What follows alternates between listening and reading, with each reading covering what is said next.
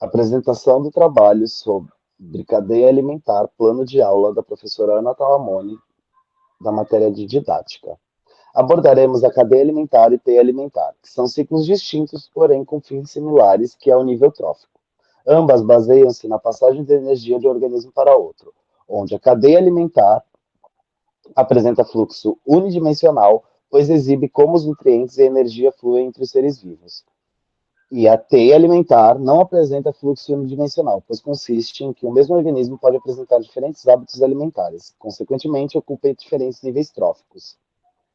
A cadeia alimentar é basicamente o sistema de aquisição de energia que consiste no consumo, seja ele orgânico ou inorgânico. Podemos dividir em duas categorias, os autótrofos e heterótrofos. Autótrofos produzem seu próprio alimento a partir da matéria inorgânica, ou seja, o indivíduo degrada a matéria orgânica produzida por ele mesmo. Já o indivíduo heterótrofo, ele depende de outro ser para se alimentar, degradando a matéria orgânica produzida por um autótrofo, seres herbívoros. Ou indireta, quando um heterótrofo se alimenta de outro heterótrofo, seres carnívoros. Em ecossistemas, a energia passa de organismo produtor para o organismo consumidor, em que um ser vivo serve de alimento para outro. Este ciclo é denominado cadeia alimentar. Em todas as cadeias alimentares, a matéria sofre modificações e é reciclada, pois, como diria Lavoisier, em relação à conservação de massa, na natureza nada se cria, nada se destrói, tudo se transforma. A quantidade de energia diminui-se quando passa de um produtor para um consumidor, e assim consecutivamente, denominando o nível trófico, como abordaremos adiante. Pois parte dessa energia é utilizada para a realização de processos vitais do organismo e outra liberada em forma de calor, passando para frente somente uma pequena quantidade em relação ao que foi absorvido anteriormente.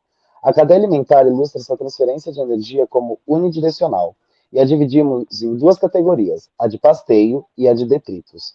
A de pasteio se inicia com um produtor fotossintetizante ou quimiosintetizante, como plantas, algas e algumas bactérias. E a de detrito se inicia com matéria orgânica bem particulada, que é o detrito, onde provém da decomposição de organismos já mortos. Os indivíduos que equivalem aos consumidores primários nesse tipo de cadeia são as bactérias, os fungos ou alguns animais. Já a teia alimentar, ela consiste em um ecossistema onde as relações alimentares não são tão simples, uma vez que um único ser vivo pode ser alimento para uma gama de outros seres, isto é, existem cadeias alimentares que se cruzam, se interligam, formando uma rede complexa de transferência de matéria e energia. Por isso, denomina-se teia alimentar. Os níveis tróficos, eles estão dentro desses dois esquemas, que consiste no conjunto de todos os organismos presentes em um ecossistema com o mesmo tipo de nutrição. Em cada ecossistema existem diversos espécimes produtores, consumidores e decompositores. Os decompositores são bactérias e fungos. Falando em níveis tróficos, sabemos que os organismos autótrofos produzem primeiramente uma cadeia alimentar, matéria e energia. É possível determinar com vividade que estes são os produtores. Quem compõe o primeiro nível trófico são os que se alimentam dos produtores, os consumidores primários. Formando o segundo nível trófico, temos os consumidores secundários, que se alimentam dos primários. E quanto maior a distância dos produtores, aumentando o nível trófico e sobrepondo o nível trófico anterior. Alguns organismos podem ocupar mais de um nível trófico, por conta de possuírem hábitos alimentares menos especializados, como é o caso dos animais onívoros, que se alimentam de plantas e outros seres, como, por exemplo, nós, os seres humanos.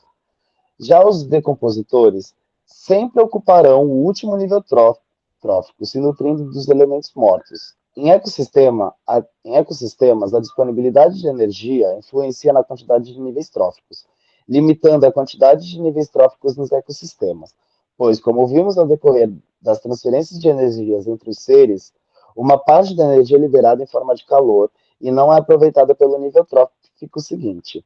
Podemos afirmar que, quanto mais longe do produtor estiver o nível trófico, menos energia ele terá disponível para consumo.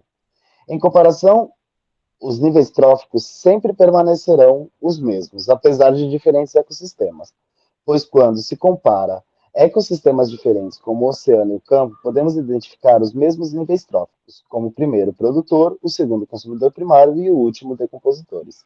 Sempre haverá equivalência nos diferentes ecossistemas. Obrigado, e esse foi o nosso trabalho.